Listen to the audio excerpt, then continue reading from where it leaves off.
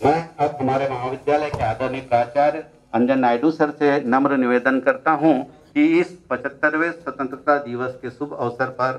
हमें मार्गदर्शित करें। Doctor Anjan Naidu sir.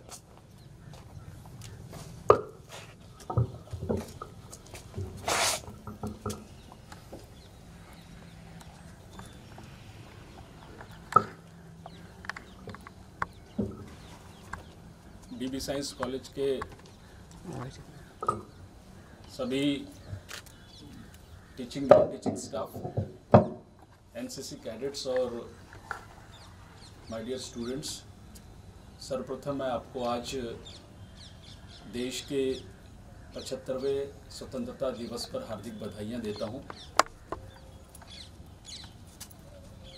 और जो आज देश अमृत महोत्सव, स्वतंत्रता का अमृत महोत्सव मनाने जा रहा है, पूरा वर्ष एक ऐसा वर्ष जिसमें हर भारतीय को गौरवान्वित करता है। पूरे विश्व में आज हम ये बोल सकते हैं कि पिछले 75 सालों में हमने अपने स्वतंत्रता को खूब जिया है और हम लोग सब, उन सभी लोग जिन्होंने इस स्वतंत्रता को दिलाने में प्रत्यक्ष अप्रत्यक्ष रूप से इस देश को अपनी कुर्बानियाँ दी, उन सबको हम यहाँ पर आदरांजलि देते हैं, उनको ट्रिब्यूट्स देते हैं। राष्ट्रपिता महात्मा गांधी की कल्पना, जो स्वतंत्रता के बाद देश में उन्होंने सपने देखा था कि इस देश को कैसा होना चाहिए, उस ओर ही पूरे लोग हम जा रहे हैं। हम बाबा साहब आम्बेडकर का जो घटना उन्होंने लिखा है, उसी घटना को एक सीढ़ी बनाते हुए हर दिन इस देश के पताका को विश्व में लहराते जा रहे हैं। आज आपने देखा होगा कि पिछले 1.5 साल से कई तकलीफों से देश जूझ भी रहा है। हमने बहुत ऐसे मुख्य लोगों को खोया है समय के पहले, जिनका इस राष्ट्र के प्रोग्रेस में बहुत बड़ा योगदान रहा है और हम उम्मीद करते थे कि और वो योगदान देते, लेकिन इस बीमारी ने जो उनको असमय रूप से लेके गया, उन सभी को भी हम याद करते हैं।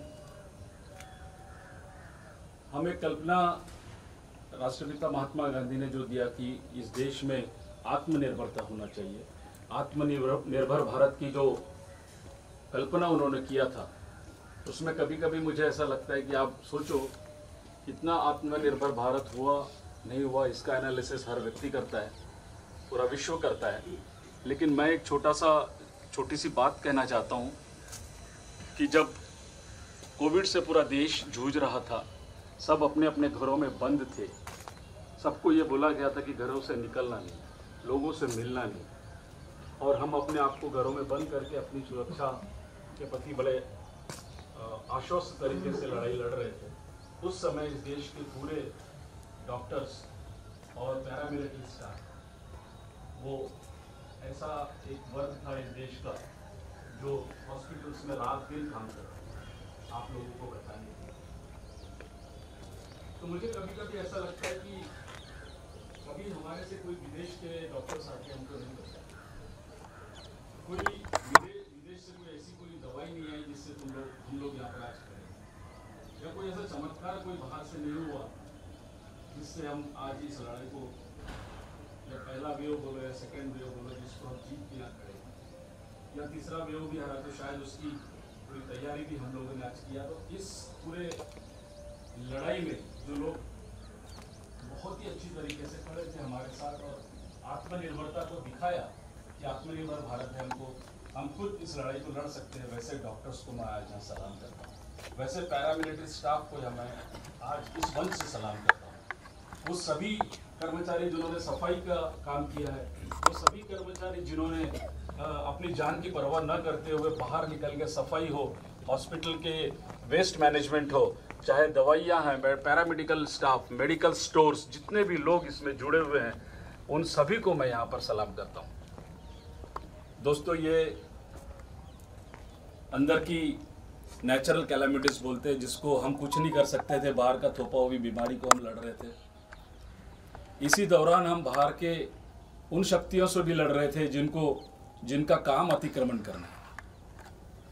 ऐसे देश जो चाहता है कि अतिक्रमण करे, ऐसे देश जो चाहता है कि छोटे छोटे राष्ट्र या ऐसे राष्ट्र जो अपने प्रॉब्लम्स में जूझ रहा है उसको डिस्टर्ब करके उनको कब्जा किया जाए। आपने देखा होगा गलवान घाटी में जो हुआ, उसमें जिस तरीके से हमारे डिफेंस फोर्सेस ने, आईटीबीटी के फोर्सेस ने, बॉर्डर सिक्योरिटी फोर्सेस ने जिस तरीके से उन दुश्मनों को रोका। गलवान घाटी हमारे लिए एक ऐसा सबक है जिसमें हम ये सोच सकते हैं कि ये भविष्य में भी होगा, क्योंकि जिन देशों की ऐसी इच्छा रहती है कि अतिक्रमण करना, उनकी इच्छा कभी खत्म नहीं होती। तो दोस्तों, आज हमको तैयार रहना है, हमारे युवा वर्ग को तैयार रहना है कि जब ऐसी घटनाएं होगी, चाहे वो डिफेंस पे हो, चाहे वो आपके साइबर सिक्योरिटी पे थ्रेट आए, तो आपको तैयार रहना है। मैं सभी देश के आईटी प्रोफेशनल्स को भी यहाँ से एक रिक्वेस्ट देना चाहता हूँ कि आप सतर्क रहिए, क्योंकि आने वाले दिनों में आईटी की जो लड़ाई है या बैंकिंग सेक्टर में जो आपकी जो भी जमा पूंजी है उसकी लड़ाई है, या आपके सिक्योरिटी थ्रेट्स है, या फिर आपके पर्सनल कॉल्स है, या हो सकता है आपका पर्सनल डेटा है, इसके ऊपर शायद अटैक हो, तो इसलिए इसकी लड़ाई भी हमको तैयारी से लड़ना पड़ेगा। दोस्तों, हमको फ़ख्र है हमारे वो सभी डिफेंस पर्सनल्स को, उनको भी आज यहाँ पर मैं याद दिलाता हूँ जिन्होंने अपनी जान खोया है, उनको भी मैं यहाँ पर श्रद्धांजलि देता हूँ, ट्रिब्यूट्स देता हूँ। फिर से एक बार आप लोगों को स्वतंत्रता दिवस पर बहुत बहुत बधाई, और आप लोग खुशी से इस पर्व को मनाइए। और सभी महाविद्यालय के जितने भी हमारे टीचिंग नॉन टीचिंग स्टाफ है उनको बता दूं, आने वाले शायद 26 जनवरी के बाद ही हमारी फरवरी में एक एक्रीडेशन असेसमेंट का प्रोसेस शुरू होगा, जिसमें आप हम लोगों को सहयोग कीजिए, हमको कॉलेज को सहयोग कीजिए, जैसे पिछले बार किया वैसे ही हमको एक अच्छा ग्रेड इस कॉलेज को दिलाना है। Thank you very much. धन्यवाद। जय हिंद, जय महाराष्ट्र। धन्यवाद सर।